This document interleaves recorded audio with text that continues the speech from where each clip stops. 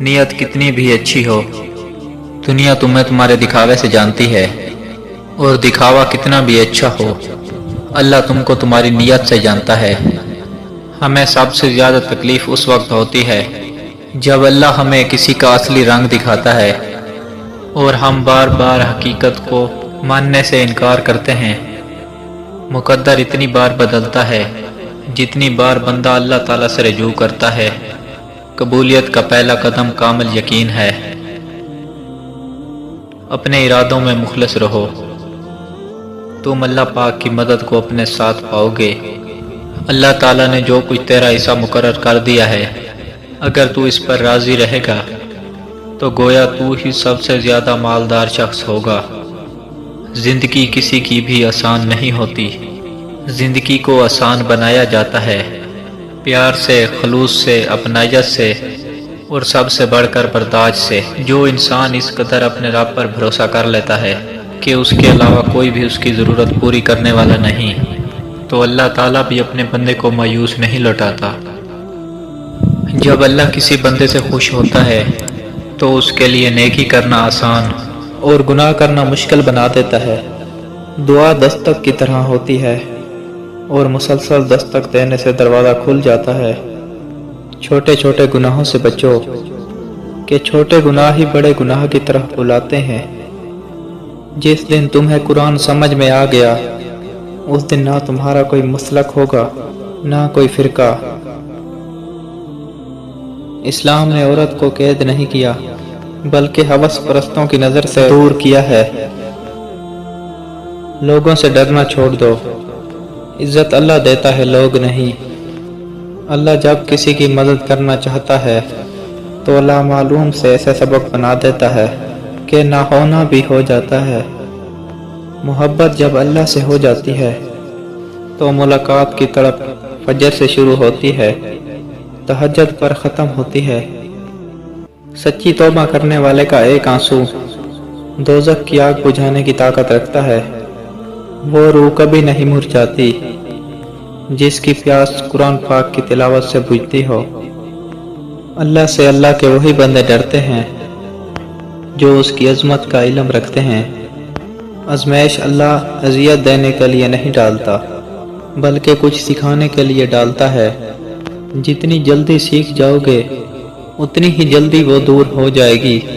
صرف انسانوں سے حوصلہ افزائی کی امید رکھو گے تو ضرور مایوس ہو جاؤ گے، اور جو لوگ محنت اپنے اللہ سے اجر پانے کے لیے کرتے ہیں وہ کبھی مایوسی کا سامنا نہیں کرتے۔ ایک وقت آتا ہے کہ نہ کوئی اچھا لگتا ہے، نہ برا، نہ صحیح، نہ غلط، کیونکہ وہ دل سے اتر چکا ہوتا ہے۔ تو پھر اس سے نہ ہی نفرت ہوتی ہے نہ ہی محبت رہتی ہے۔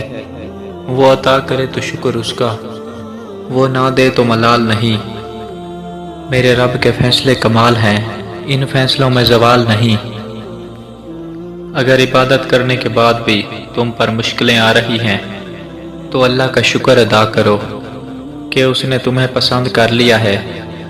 تمام تعریفیں اس ذات کے لیے ہیں کہ وہ جسے توڑے اسے کوئی جوڑ نہیں سکتا، اور جسے وہ جوڑے اسے سارے توڑنے والے مل کر بھی توڑ نہیں سکتے۔ کھجور کی گٹھلی پر باریک سا جالی نما ایک چھلکا ہوتا ہے جسے قطمیر کہتے ہیں۔ انسان اس کا بھی مالک نہیں، پھر اکڑ کیسی تہلکہ مچا دیتی ہیں فرش آسمانی پر۔ محبت جب جوانی میں اللہ کا نام لیتی ہے، جو شخص پابندی سے استغفار کرتا رہے، اللہ تعالیٰ اس کے لیے ہر تنگی سے نکلنے کا راستہ بنا دیتا ہے۔ تم جنت نہ مانگو بلکہ تم دنیا میں ایسے کام کرو کہ جنت تم کو مانگے۔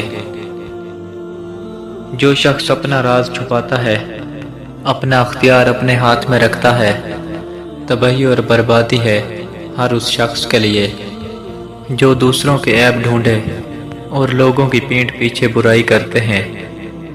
حقیقت تو یہ ہے کہ تم جلد ملنے والی دنیا سے محبت کرتے ہو اور آخرت کو چھوڑ دیتے ہو۔ جو دوسروں کو عزت دیتا ہے اصل میں وہ خود عزت دار ہوتا ہے، کیونکہ انسان دوسروں کو وہی کچھ دیتا ہے جو اس کے پاس ہوتا ہے۔